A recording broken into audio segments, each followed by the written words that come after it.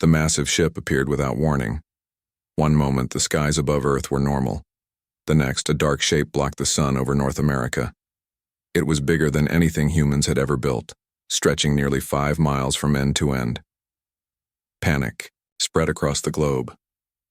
News channels showed the same images over and over. Social media filled with theories and fear. In every major city, people looked up at the sky and wondered if this was the end. Commander Ethan Powell was eating breakfast when his phone rang. The voice on the other end was tense. "Commander, report to Pentagon immediately. First contact protocols are active." 3 hours later, Ethan sat in a room with the highest-ranking military and government officials in the country. The president looked tired, her eyes red from lack of sleep. "Commander Powell, your record is impressive. Cool under pressure, quick thinking, good with languages. We need you to lead our first meeting with them," she said. Ethan nodded slowly. "Do we know what they want?" Admiral Eric Daniels slid a tablet across the table. "They sent this message an hour ago.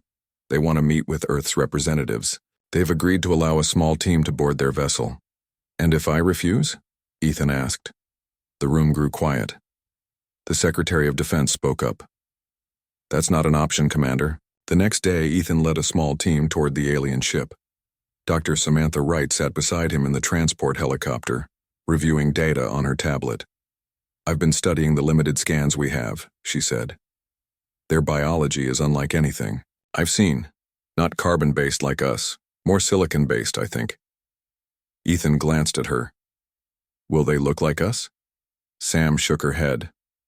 "Not even close." The helicopter landed on a large military ship positioned under the alien vessel. A beam of blue light suddenly appeared, connecting the two ships. "I guess that's our elevator," Ethan said, trying to sound calmer than he felt. The team of 5 stepped into the light. Ethan felt weightless for a moment. Then his feet touched solid ground again. They were inside the alien ship. The walls were smooth and dark, with strange patterns that seemed to move when viewed from the corner of the eye. The air felt thick and smelled like metal. A door slid open and they saw the aliens for the first time. The creatures were tall, at least 7 feet, with 4 arms and skin that looked like polished stone. Their heads had no visible eyes, just a series of ridges where eyes should be. When they moved, it was with perfect fluid grace. One stepped forward. "I am Ambassador Calanx of the Vexari Confederation. You stand in the presence of a civilization 10,000 years beyond your own." His voice sounded strange, as if multiple people were speaking at once. The translation device in Ethan's ear struggled to keep up. "Commander Ethan Powell of Earth," Ethan replied, keeping his voice steady. "We welcome peaceful contact with the Vexari." The alien made a sound that might have been laughter. "Peace. Yes. We have studied your planet for some time, Commander. Your species spends much time fighting itself. Curious that you now speak of peace." The meeting room they were led to had a large table that seemed to grow out of the floor. The aliens conducted scans of the humans, their devices making soft humming sounds. Ambassador Calanx spoke again after reviewing the scan results. "Your technology is primitive. Your weapons would not harm our smallest vessels. Your bodies are fragile. Yet you have potential as a species." Dr. Wright stepped forward. "We have much to learn from advanced civilizations like yours." "Indeed," Calanx replied. "The Confederation has determined that Earth qualifies for protected status." Ethan frowned. "Protected status?" "You will join the many worlds under our guidance. We will prevent other, less benevolent species from exploiting your resources. In return, we will have access to your planet's unique biological diversity and mineral deposits." Ethan felt a chill run down his spine. This wasn't an offer of friendship. This was a thinly veiled threat. "Earth is a sovereign planet," he said carefully. "We would need to discuss any arrangement with all our world governments." Calanx made a dismissive gesture with one of his 4 arms. "Your political divisions are of no concern to us. You have 1 planetary cycle to agree to our terms, 7 of your days. And if we need more time?" Dr. Wright asked. The alien's voice became cold. Then we will demonstrate why that would be unwise. After the meeting, the team was returned to Earth. In a secure room deep under the Pentagon, they reported everything to a grim-faced group of world leaders connected by video. They're not here as friends, Ethan concluded. They see us as a resource to be claimed. Admiral Daniels nodded. Our most advanced weapons wouldn't even scratch their ship. If they decide to attack... Dr. Wright cleared her throat. I noticed something during the scans. The Vexari have an unusual sensitivity to certain frequencies. Their bodies reacted when our equipment emitted signals in the low ultraviolet range. A weakness? The Chinese president asked through the translator. Possibly, Sam replied. I need more data. The Russian president spoke next. Perhaps we should consider their offer. Buy time. While doing what? The British Prime Minister countered. Rolling over? Admiral Daniels looked at a message on his phone, then stood up. There's something you all need to know. Something only a few people on Earth are aware of. The room grew quiet. 30 years ago, we detected signals from deep space. We knew then that we weren't alone. Since that day, certain governments have been preparing. Secretly, he pressed a button and a hidden screen emerged from the wall. It showed underground facilities, advanced aircraft unlike anything publicly known, and weapons that seemed from the future. Project Prometheus, Daniel said, the most classified program in human history. Ethan stared at the images. You're saying we have technology that can fight them? I'm saying we have technology they don't know about, Daniels replied. They scanned our public military bases, our known weapons. They didn't scan what we've kept hidden. The President of the United States stood up. Get Dr. Parker on the line. Tell him to activate all Prometheus sites. And Commander Powell. Yes, Madam President. Go back to the aliens tomorrow. Tell them we need the full 7 days to consider their generous offer. We need time to activate everything. As the meeting ended, Dr. Wright pulled Ethan aside. I need access to all the data we have on their biology. I think there's something there we can use. Ethan nodded. Do whatever you need to. Because in 7 days we either become slaves or we show the Vexari they picked the wrong planet to bully. Outside, the alien ship still hung in the sky, a dark reminder that everything had changed. But deep beneath the surface of the Earth, lights were coming on in facilities that had waited decades for this moment. Humanity was about to reveal its true power. Olivia Martinez stepped off the helicopter onto the desert sand. 2 men in dark suits met her, their faces hidden behind black sunglasses despite the setting sun. Ms. Martinez, one said, thank you for coming on such short notice. Olivia clutched her bag. Your message said it was about national security. That doesn't leave much room to say no. The men led her to what looked like an old mining entrance. One of them placed his hand on a hidden panel, and the rock face slid open to reveal a steel elevator. 30 years ago, the taller agent explained. As they descended, several world governments detected alien signals. Instead of announcing it to the public, they began preparing in secret. The elevator stopped after dropping what felt like a mile underground. The doors opened to reveal an enormous facility. People in lab coats and military uniforms moved with purpose between stations, filled with technology Olivia had never seen before. Dr. Alan Parker greeted her with a firm handshake. He was older, maybe in his 60s, with kind eyes that contrasted with his serious expression.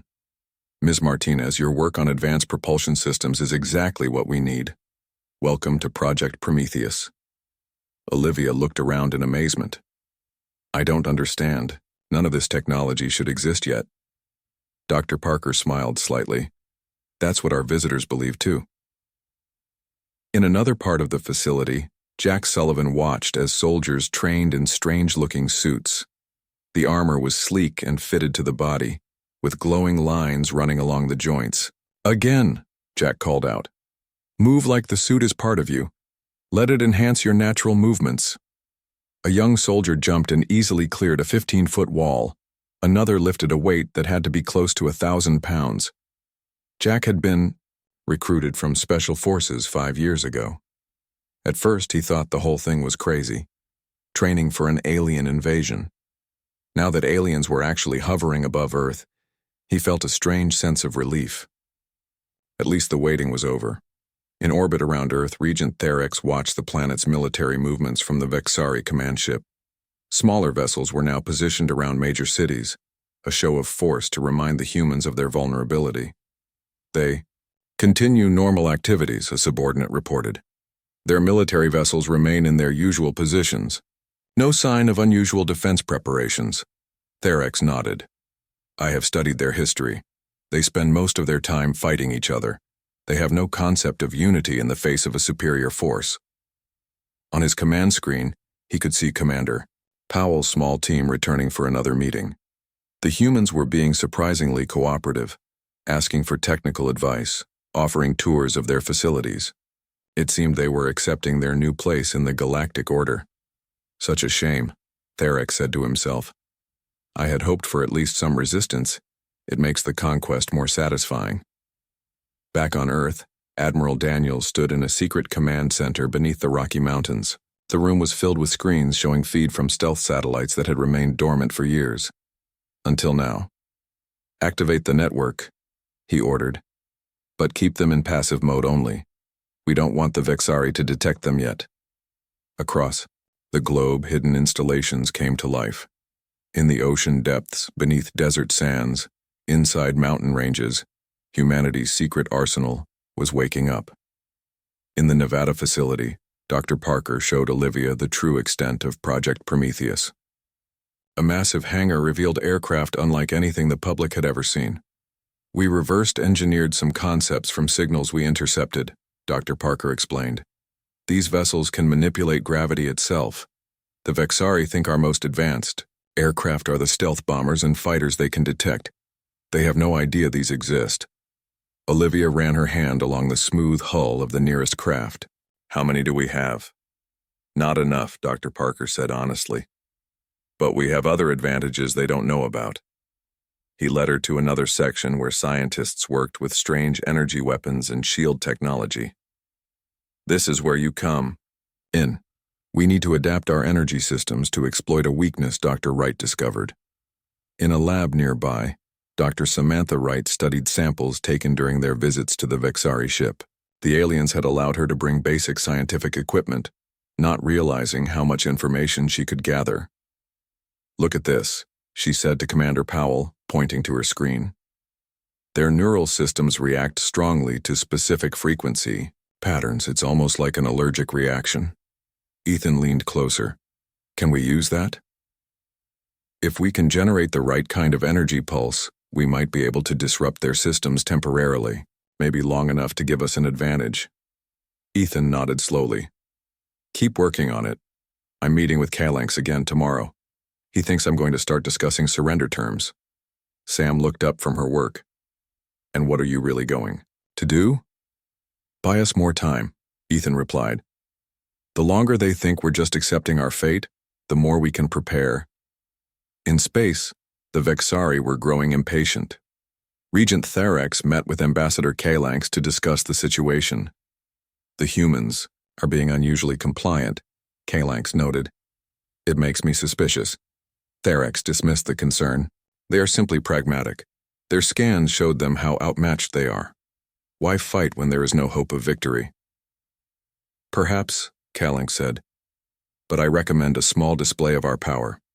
Something to ensure they understand the consequences of any potential resistance. Therex considered this. A valid point. Select a small, uninhabited area. We will demonstrate one of our lesser weapons, just enough to remove any doubt from their minds. Back on Earth, Olivia worked through the night with Dr. Parker's team. They had successfully modified one of the energy weapons to emit the frequency Dr. Wright had identified.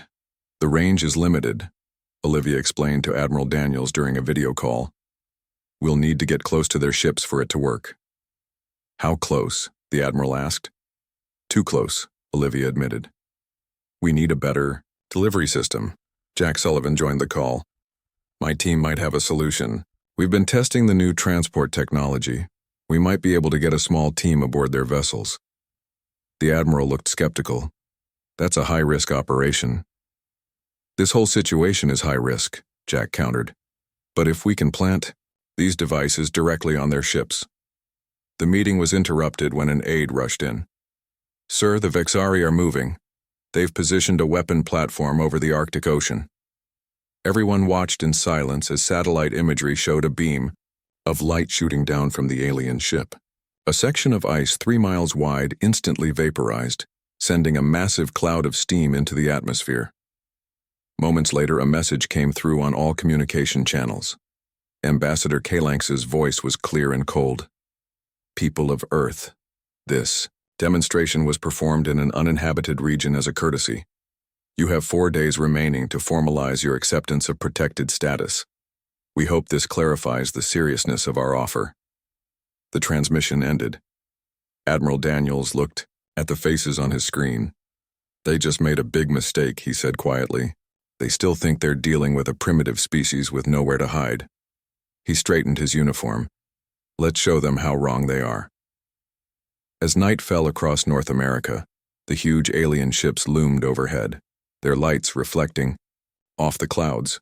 But deep beneath the surface, humanity was preparing to reveal its true power. The countdown had begun. Captain Lisa Morgan stood on the bridge of the Nightshade, a ship that officially did not exist. Hidden in the shadow of the moon for the past 3 days, the stealth vessel was invisible to both Earth and Vexari scanning systems. Its black hull absorbed rather than reflected light, and its engines ran silent.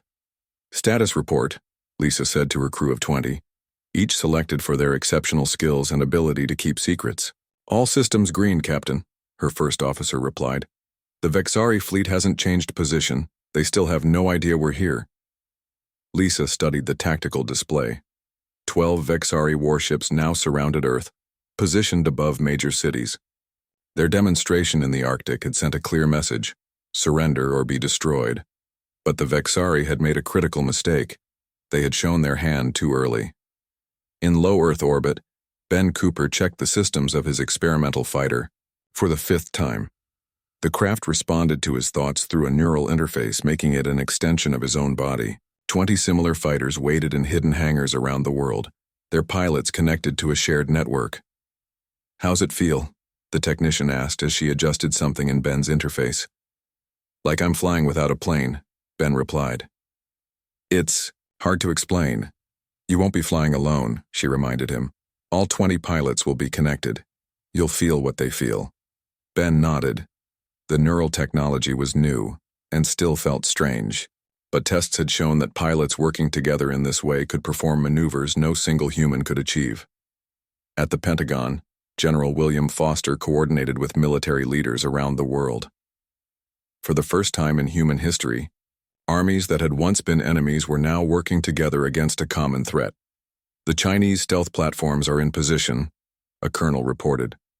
The Russian energy weapon is online. European defense grids are ready. General Foster nodded. And the Prometheus units? All activated, sir. Waiting for your command. Foster looked at the clock. The Vexari deadline was still 3 days away, but intelligence suggested they were growing impatient. An attack could come at any time. In space, Vexari Commander Zoltak grew frustrated with the slow pace. Why wait? He asked Regent Therex. The humans clearly have no way to resist us. Let us take the planet now and be done with it. Therex considered this. Ambassador, Kalanx believes they are simply organizing their surrender, but perhaps a more forceful demonstration would speed things along. He studied the holographic display of Earth. Here, he said, pointing to a major city. A limited strike. Enough to show them we are serious, but not enough to damage valuable resources. Zoltak saluted with his forearms in the Vexari battle gesture. It will be done. On Earth, Commander Ethan Powell was meeting with Dr. Wright when the emergency alert sounded. They're moving, Admiral Daniels said over the secure line.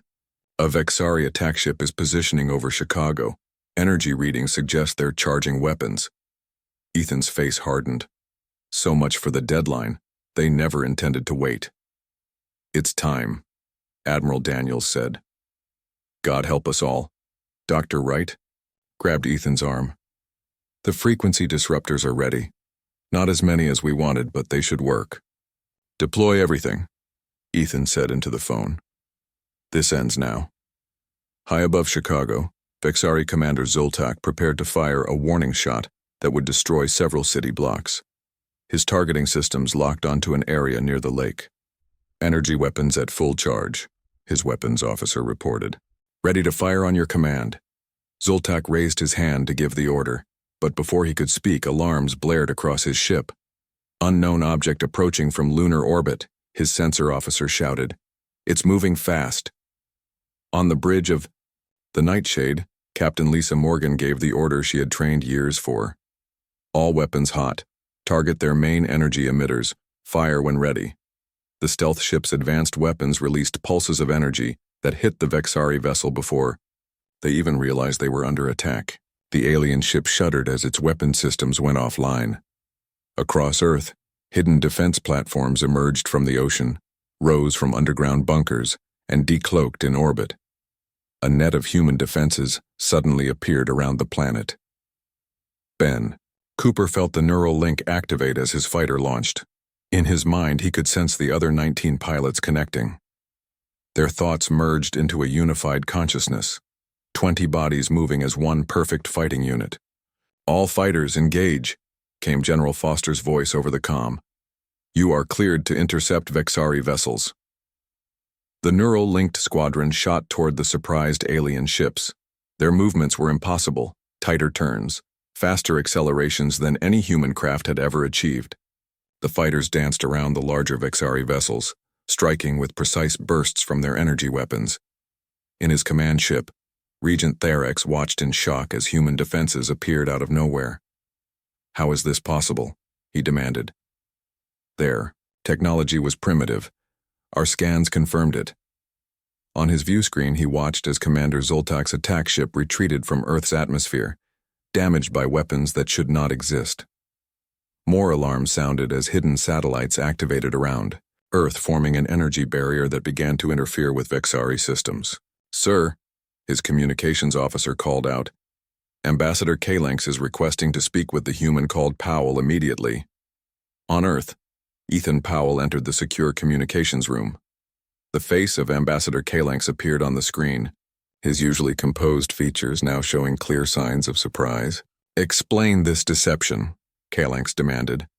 Your species concealed its true capabilities. Ethan allowed himself a small smile. You studied our weapons, Ambassador, not our resolve. You cannot hope to defeat the full might of the Vexari Confederation, Kalanx warned.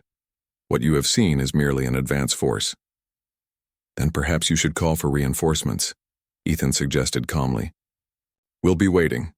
As the communication ended, Admiral Daniels joined Ethan in the room. That went well, he said with grim humor. They'll be back, Ethan replied, and in greater numbers. We've been preparing for 30 years, Daniels reminded him, and now we have something else. He nodded toward Dr. Wright, who had just entered carrying a small device. The frequency disruptor works, she said excitedly. We captured data from the battle. Their entire neural system is vulnerable. If we can deploy this on a larger scale. In orbit, the human defense fleet regrouped. Captain Morgan's Nightshade had taken damage but remained operational. Ben Cooper and his neural-linked pilots had destroyed 2 smaller Vexari vessels and damaged 3 more. The remaining alien ships retreated to a higher orbit, clearly reassessing their strategy. On the main Vexari command ship, Regent Therex sent an urgent message to the Confederation homeworld. Send the Armada, he ordered. The humans are not what they appeared to be. As night fell over Earth, people looked up at the stars with new understanding. The alien ships were still visible, distant lights among the stars. But they were no longer as terrifying as before. For the first time since the massive ships had appeared, humanity felt hope. The first battle had been won, but the real war was just beginning. 7 days after the first battle, the skies above Earth darkened as hundreds of Vexari ships emerged from hyperspace. The full armada had arrived, a massive fleet that made the initial force look tiny in comparison. In the command center beneath, the Rocky Mountains, Admiral Daniels watched the enemy ships appear on the tactical display. The room fell silent. "There are so many," someone whispered. Secretary Linda Harrison nodded grimly. The newly appointed defense coordinator had been working around the clock to prepare Earth's forces. "We knew they would return with greater numbers, but we're not the same planet they first found. Not anymore." She turned to the assembled military leaders. "Activate the orbital defense grid."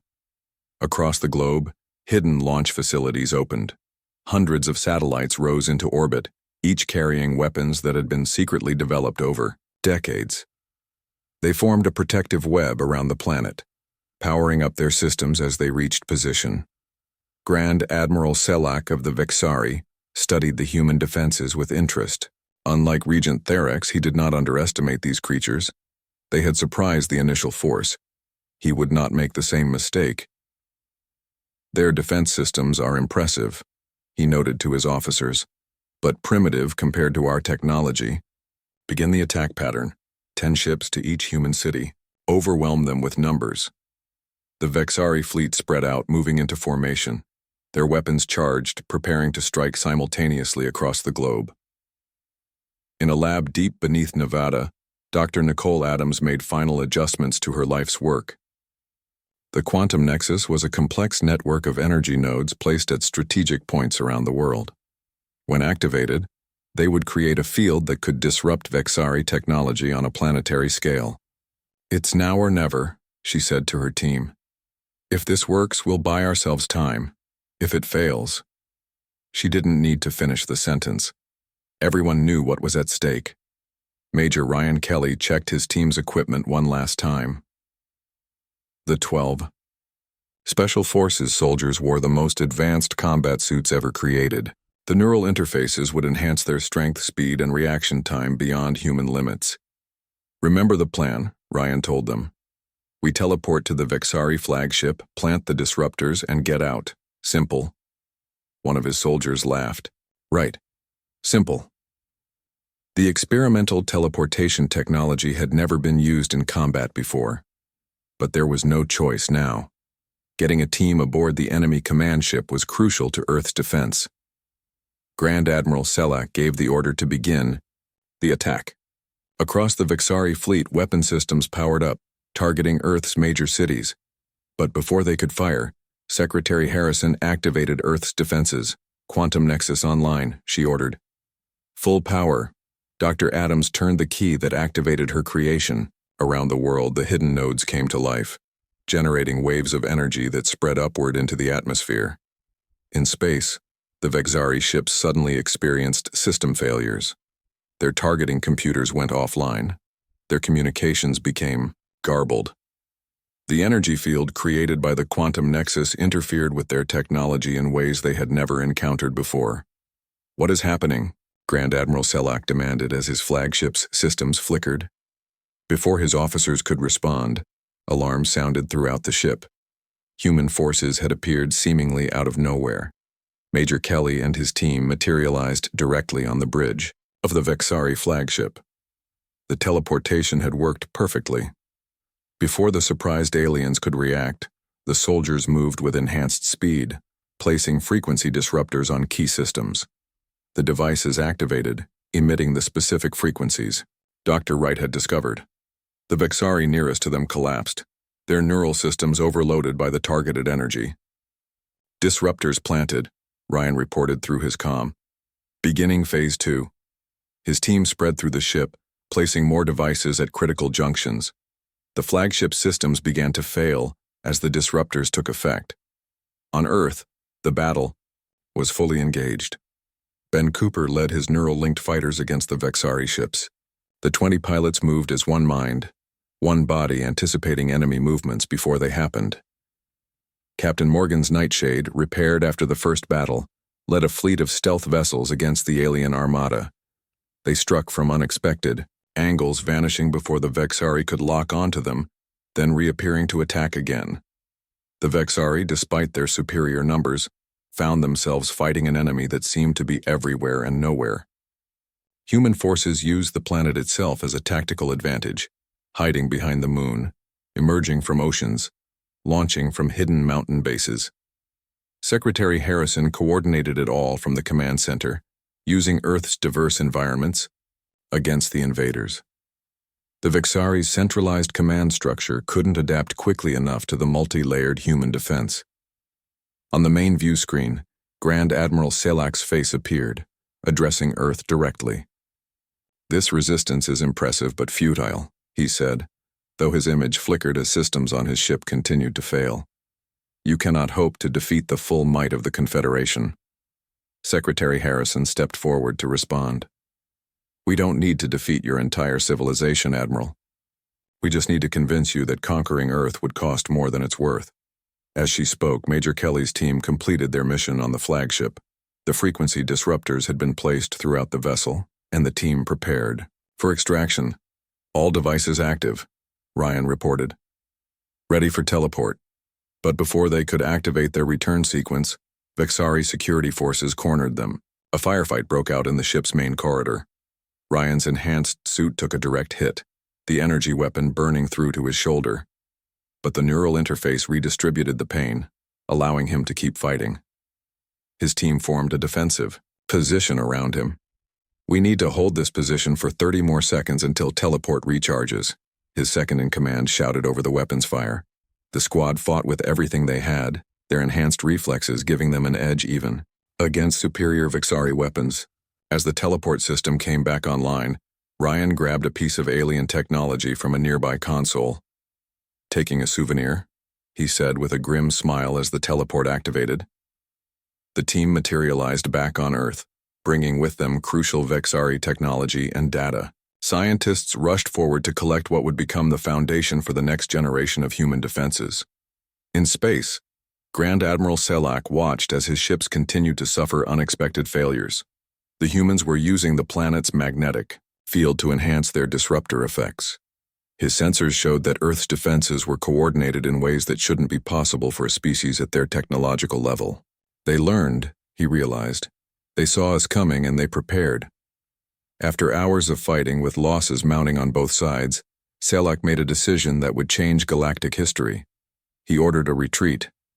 The Vexari fleet began to pull back, moving away from Earth orbit. The ships that could still manage faster than light travel prepared to jump to safety. In command centers around the world, humans watched in disbelief as the mighty alien armada turned away. "They're retreating," Admiral Daniel said, his voice filled with wonder. "We actually drove them back." Secretary Harrison nodded, but her expression remained grave. "This isn't over. They'll be back." "Yes," Ethan Powell agreed as he joined them. "But next time we'll be even more ready. And they know it now." As the Vexari fleet disappeared into the darkness of space, Earth celebrated its first victory against an alien invader. The planet that had been dismissed as weak had just shown the galaxy its true power. 3 months passed since the Vexari retreat. Earth had changed forever. Countries that once aimed weapons at each other now worked together. The old borders still existed, but they meant less now. Everyone on the planet understood they were part of something bigger. A world that had faced the stars and survived. President Laura Mitchell addressed the newly formed United Earth Council. Leaders from every nation sat around a massive circular table in the Geneva headquarters. The Vexari have retreated, but they sent a message as they left. They will return, and next time they will bring even more ships. The president's voice was calm but serious. "We have a choice to make. Do we wait here, improving our defenses, hoping to survive another attack? Or do we take a more active role in this new universe we've discovered?" Commander Ethan Powell, recently promoted to diplomatic chief, stood to speak. "We've learned a lot from the captured Vexari technology. Most importantly, we've confirmed what we only suspected before. There are other worlds under Vexari control, worlds that might welcome allies." Admiral Daniels cleared his throat. "It's time to reveal our final secret." He nodded to a technician who activated a large screen. Images appeared of a massive ship under construction in a hidden facility beneath the ocean. Project Prometheus was never just about defense. Daniels explained. "We've been building this for 20 years. It's nearly complete." President Mitchell looked out at the stunned faces around the table. "We have faster-than-light capability. We can take the fight to them. We can find allies." The debate lasted for hours. Some leaders wanted to focus only on Earth's defenses. Others saw the opportunity to prevent future attacks by showing strength beyond their world. By sunset, they had reached a decision. 1 month later, Commander Powell stood on the bridge of the USS Horizon, Earth's first official starship. Dr. Samantha Wright worked at a console nearby, studying star charts based on information taken from the Vexari systems. "The closest inhabited system is here," she said, pointing to a spot on the screen. "According to the Vexari database, it's a world called Lyra. They've been under Confederation control for almost a century." Ethan nodded. "That's our first stop." Then, the Horizon carried Earth's most advanced technology and a carefully selected crew of 200. Their mission was both diplomatic and military, to find allies among the stars and show the galaxy that humans were not to be underestimated. As the ship prepared to leave Earth orbit, President Mitchell's voice came through the communication system. "Commander Powell, you carry the hopes of our entire world. Find us friends out there, and remind the Vexari that humanity is not confined to one planet anymore." Ethan looked at his crew. Each person representing the best Earth had to offer. "Prepare for jump," he ordered. The Horizon disappeared in a flash of light, traveling faster than humans had ever gone before. Their arrival at Lyra 3 days later caused immediate alarm among the Vexari administrators. The alien outpost sent urgent messages to the Confederation homeworld reporting the impossible. Humans had developed interstellar travel. Ethan led a small team to the planet's surface. The local population, tall, blue-skinned beings called Lyrans, watched with wonder as humans walked among them. For a century, the only off-worlders they had seen were their Vexari rulers. "We come from Earth," Ethan told the Lyran leaders in a private meeting. "We recently fought off a Vexari invasion. We believe we can help you do the same." The chief Lyran, an elderly female named Vila, studied him carefully. "Many have promised help over the generations. None have delivered." In response, Ethan showed her recordings of the battle for Earth. The Lyrans watched in amazement as the supposedly invincible Vexari fleet retreated. "How did you resist them when they first came to your world?" Vila asked. "We had no warning, no time to prepare." "We were lucky," Ethan admitted. "We detected their signals decades before they arrived, but now we can share what we've learned." Over the next week, Dr. Wright worked with Lyran scientists, teaching them about the Vexari weaknesses her team had discovered. The frequency disruptors could be adapted to work with Lyran technology. The Vexari administrator on Lyra, alerted to the human presence, called for reinforcements. But before they could arrive, the Lyrans rose up. With Earth's help, they targeted the Vexari's neural vulnerabilities, incapacitating their oppressors without bloodshed. For the first time in a century, Lyra was free. Word spread quickly. The Horizon visited 6 more worlds in the next month, each one under Vexari control. On each planet, they found beings eager to break free.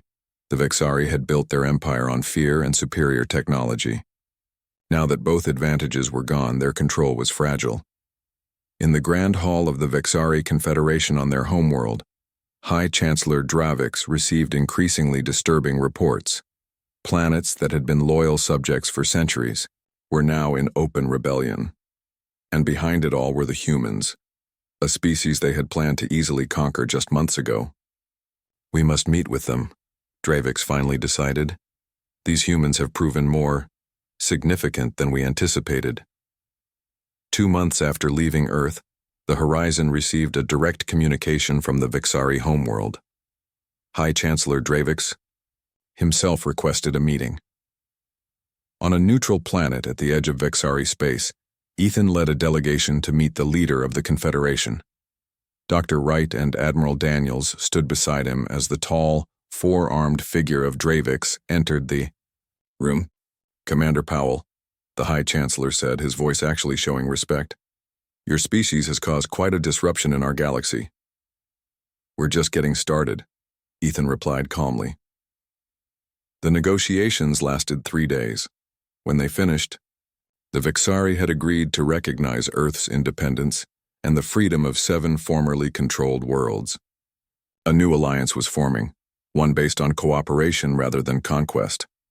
As the Horizon prepared to return home with the treaty, Dr. Wright joined Ethan on the observation deck. "Do you think they'll honor the agreement?" she asked, watching the stars. "They don't have much choice," Ethan said. "They built their power on the belief that they were superior. We proved that was a lie." "It's strange," Sam said thoughtfully. "The very things they look down on us for, our history of conflict, our diversity, our constant competition, those turned out to be our strengths. We've been preparing for this moment our entire history without knowing it." The Horizon jumped back to Earth space, arriving to a hero's welcome. The ship that had left carrying Earth's hopes returned carrying something even more valuable: Earth's future. As President Mitchell signed the treaty, establishing humanity as a recognized power in the galaxy, she smiled at Commander Powell. "They thought Earth was weak," she said quietly. "That was their first and last mistake." Around the world, people looked up at the night sky with new eyes. The stars were no longer distant points of light. They were destinations. And humanity was just beginning to explore its true power.